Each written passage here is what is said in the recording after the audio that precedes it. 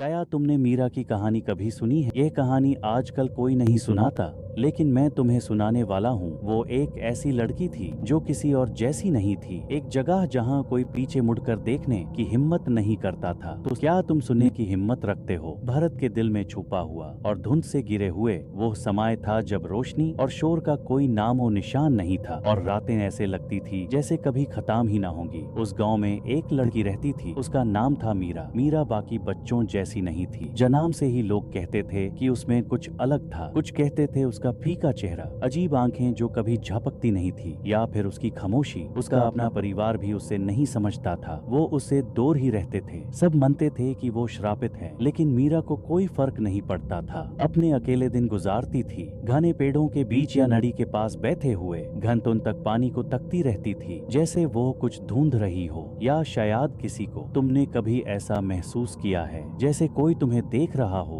जब तुम बिल्कुल अकेला हो? यही लोग मीरा के आसपास महसूस करने लगे थे। वो कभी साबित नहीं कर पाए, लेकिन कुछ ठीक नहीं था। मीरा गायब हो गई, जैसे धुंध में घुल गई। गांव वालों ने जंगल छन्ना, नदी के किनारे तक तलाश किया, लेकिन उन्हें सिर्फ एक चीज मिली, मीरा का लाल रुमाल एक शाखा पर अटका हुआ। वो नादी आम नादी नहीं थी। गांव वाले मानते थे कि वो श्रापित थी, आत्माओं को खींचने वाली नदी। और उन्होंने धीरे धीरे कहना शुरू कर दिया, मीरा के साथ भी यही हुआ होगा। और गांव का जीवन वापस आम दिनों की तरह हो गया। मीरा का नाम लगभग भूल ही गए थे सब। नजर आनी शुरू हुई। लोगों ने फिर से मीरा को देखना शुरू किया। यह मीरा नहीं थी जो वो जानते थे। एक रात एक आदमी गांव के रास्ते से घर लौट रहा था। जब उसने रास्ते के एक छोटे से पानी के छलकते हुए तालाब में देखा, उसके आने के रूप में उसने आंखें झपकाई और वो गायब हो गई। आदमी दौड़कर घर लौट आया, लेकिन उसे ऐसा लगता रहा जैसे कोई उसके पीछे चल रहा है। और लोगों ने भी अपनी कहानियां बयान की। उन्होंने भी मीरा को देखा था, लेकिन सामने नहीं, पानी के छलकोन में। और सिर्फ उसका चेहरा नहीं था, उन्हें उसके कदमों की आहट भी सुनाई देने लगी थी। रात की अंधेरी गलियों में बिल्कुल उनके पीछे। गांव डर से कांप रहा था। कोई भी अकेला नहीं चलता था। रात के बाद सूरज ढलने से पहले ही सब अपने दरवाजे बैंड कर लेते थे। उन्हें लगता था कि मीरा की आत्मा अब तक उनके बीच है, लेकिन वो क्या चाहती थी? गांव के सबसे बुजुर्ग व्यक्ति उसने एक राज बताया जो किसी को नहीं पता था। मीरा उसके पास आई थी उस रात जब वो गायब हुई थी, लेकिन उसने मीरा को वैसे ही भेज दिया था जैसे गांव वालों ने उसका साथ छोड़ दिया था। उन्होंने उसे धोखा दिया था। वो नादी में नहीं डूबी थी, वो इसलिए मरी क्योंकि किसी ने उसे बचाया नहीं। अब तुम्हें क्या लगता है उसकी आत्मा उन्हें माफ करेगी? मीरा की आत्मा को शांत करने के लिए गांव वालों ने उसी नादी के किनारे एक पवित्र पूजा किया। उन्होंने प्रार्थना की ताकि उसकी आत्मा को शांति मिले, लेकिन मीरा को शांति नहीं चाहिए थी। आत्माओं का सफर खत्म नहीं हुआ, सब कुछ और भी खतरनाक हो गया। जो लोग शीशे में ज्यादा देर तक अपने आप को देखते रहे, उन्होंने मीरा को अपने पीछे खड़े देखा और करीब आ जाती थी। बच्चे ठंडी सांस अपने चेहरे पर महसूस करने लगे, लेकिन जब आंखें खोलते वहाँ कोई नहीं होता। और जो लोग अपने नाम को रात में उसकी हल्की आवाज में सुनते थे, कभी वापस नहीं आए। अगर तुम उस गाँव को एक धुंधली रात में जाने की हिम्मत रखो, तो तुम मीरा के कदमों की आहट सुन सकते हो, बिल्कुल अपने पीछे धीरे धीरे करीब आती हुई। और अगर तुम इतने बहादुर हो कि पीछे मुड़कर देखो, तो तुम्हें मीरा दिखाई देगी। अगर तुमने एक बार मीरा को देख लिया, तो फिर वो तुम्हें कभी नहीं छोड़ती। तो क्या तुम उस गांव को जाने की हिम्मत रख